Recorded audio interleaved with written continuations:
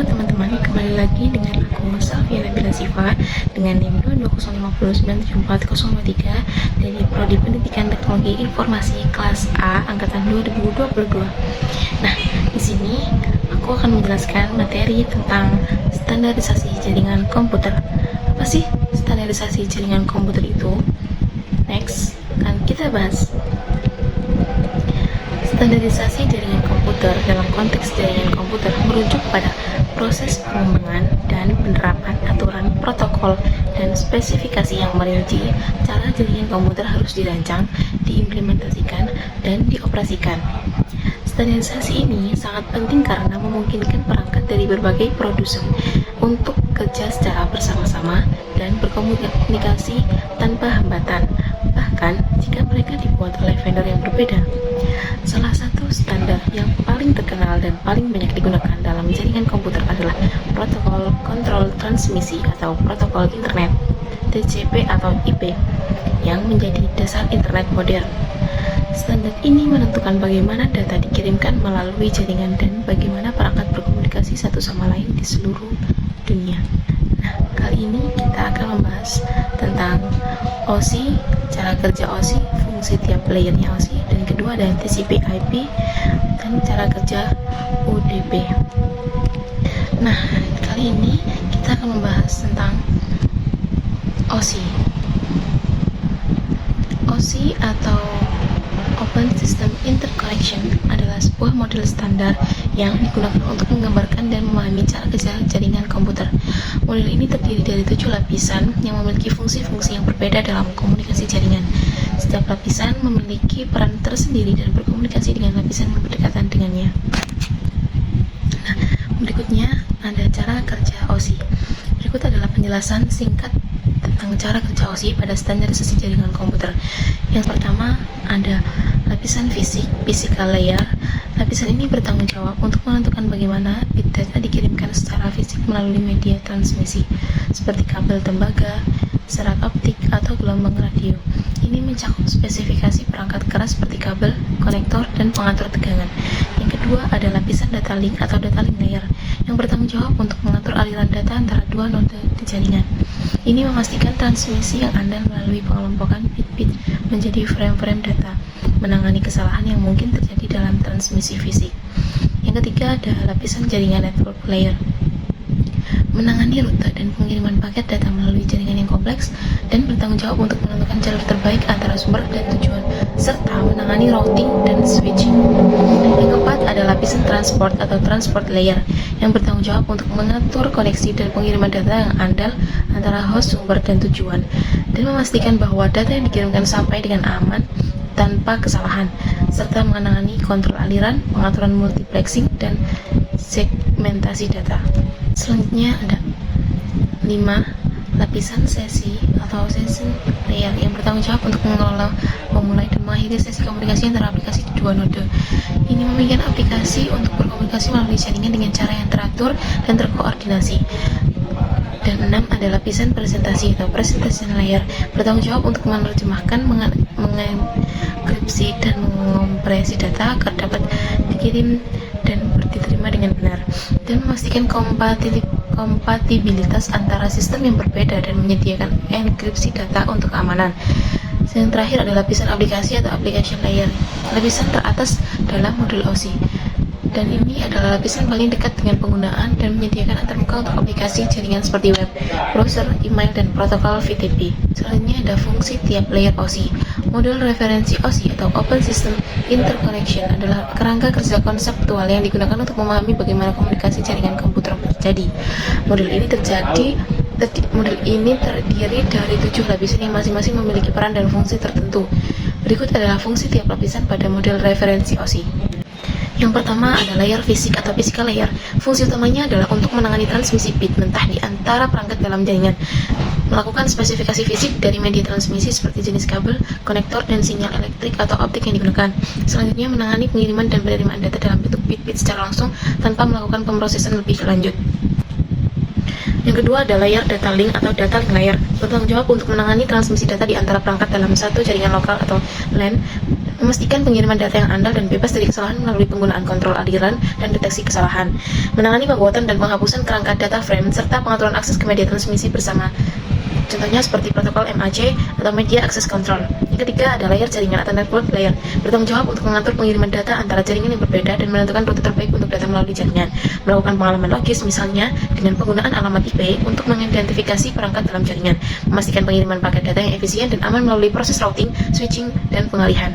Yang keempat ada layer transport atau transport layer. Bertanggung jawab untuk menyediakan layanan komunikasi end-to-end yang andal dan efisien antara perangkat pengiriman dan penerima. Menangani segmentasi dan penggabungan data menjadi paket-paket yang lebih kecil dan mengatur aliran data. Menangani kontrol kesalahan, pengiriman uang, dan pengaturan koneksi untuk memastikan pengiriman data yang dapat diandalkan.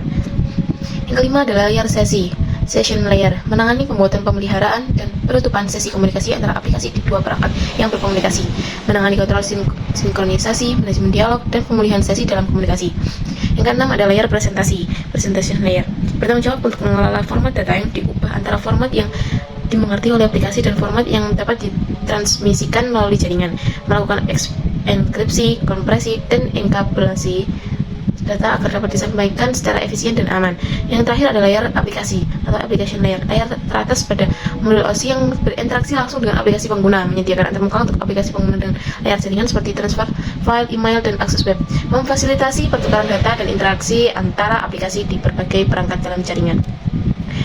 OSI sendiri adalah Open System Interaction atau sebuah model standar yang digunakan untuk menggambarkan dan memahami cara kerja jaringan komputer. Model ini terdiri dari 7 lapisan yang mewakili fungsi-fungsi yang berbeda dalam komunikasi jaringan. Setiap lapisan memiliki peran tersendiri dan berkomunikasi dengan lapisan yang berdekatan dengannya. Next.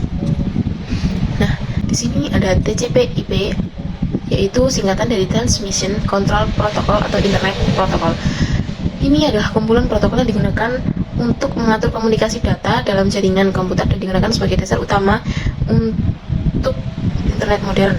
TCP atau IP terdiri dari 2 protokol utama, yaitu Transmission Control Protocol atau TCP dan 2 Internet Protocol atau IP. Pertama ada Transmission Control Protocol (TCP).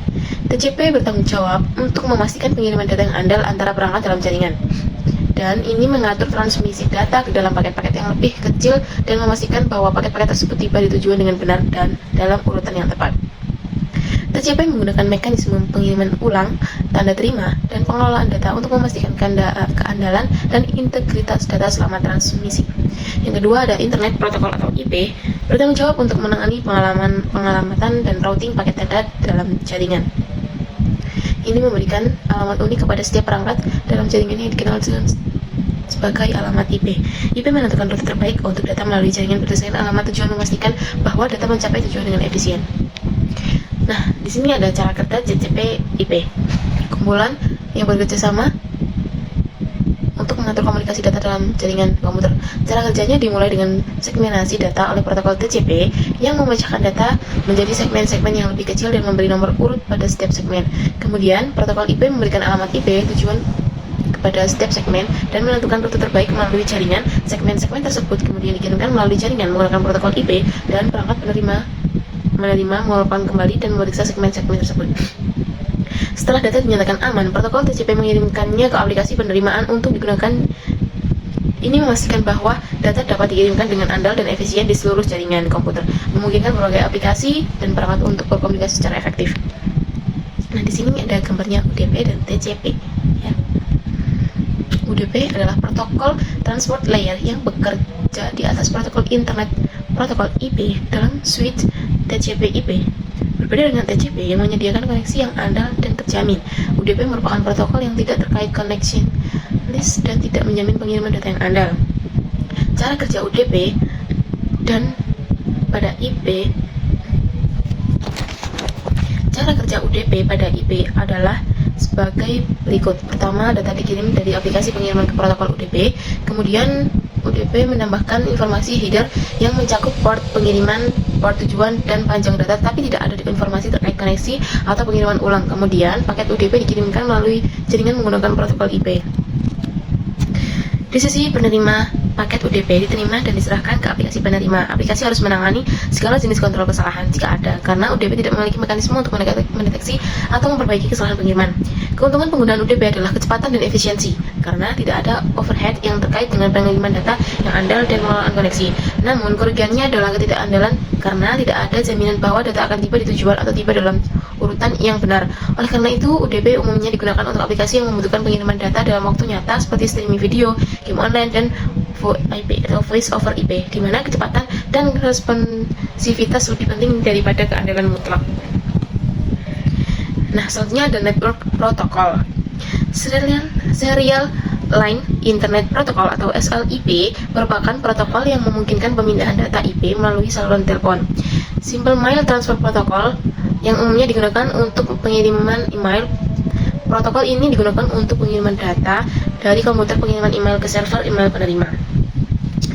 Hypertext Transfer Protocol atau HTTP, protokol yang digunakan oleh World Wide Web atau WWW, mendefinisikan bagaimana suatu pesan bisa diformat dan dikirimkan ke klien. Telecommunication Network atau Telnet, protokol jaringan yang digunakan di koneksi internet atau local area network. Ada File Transfer Protocol atau FTP, protokol internet yang berjalan di dalam lapisan aplikasi yang merupakan standar untuk pentransferan file komputer antar mesin dalam sebuah internet network. Lightweight Directory Access Protocol (LDAP), protokol perangkat lunak untuk memungkinkan semua orang mencari resource organisasi, perorangan, dan lainnya seperti file atau printer di dalam jaringan baik di internet atau internet. Secure Socket Layer atau SSL, protokol jaringan yang paling banyak digunakan untuk enkripsi. Ditambah lagi, SSL digunakan tidak hanya di keamanan koneksi web, tetapi untuk berbagai aplikasi yang memerlukan enkripsi jaringan end-to-end. Untuk memodifikasi SSL, Apache Linux dapat menggunakan perintah A2 Daemon Simple Network Monitoring Protocol atau SNMP, protokol yang digunakan untuk monitoring device di jaringan. Contoh aplikasi yang digunakan protokol ini adalah MRTK, DD, dan lain-lain. Selanjutnya ada Secure Shell (SSH), yaitu protokol jaringan yang memungkinkan pertukaran data secara aman antara dua komputer. Contohnya seperti SSH User IP Server. Post Office Protocol version 3, POP3, protokol yang digunakan untuk mengambil email dari email server. Internet Message Access Protocol (IMAP), protokol standar untuk mengakses atau mengambil email dari server. IMAP memungkinkan pengguna memilih pesan email yang akan diambil, membuat folder di server, mencari pesan email tertentu, bahkan menghapus pesan email yang ada. Internet Control Message Protocol (ICMP) utamanya digunakan oleh sistem operasi komputer jaringan untuk mengirim pesan kesalahan yang menyatakan sebagai contoh bahwa komputer tujuan tidak bisa dijangkau. Point-to-point protocol, protokol enkapsulasi paket jaringan yang banyak digunakan pada wide area network WAN. Domain Name System (DNS), yaitu Distribute Database System yang digunakan untuk pencarian nama komputer, atau Name Resolution, jaringan yang menggunakan TCP/IP Transmission Control Protocol atau Internet Protocol, seperti HTTPS versi aman dari HTTP, protokol komunikasi dari World Wide. Nah, mungkin itu aja yang dapat saya sampaikan. Kurang lebihnya mohon maaf. Bila kalian kurang paham akan materi yang saya sampaikan, kalian bisa tanya di kolom komentar ya. Terima kasih. Wassalamualaikum warahmatullahi wabarakatuh.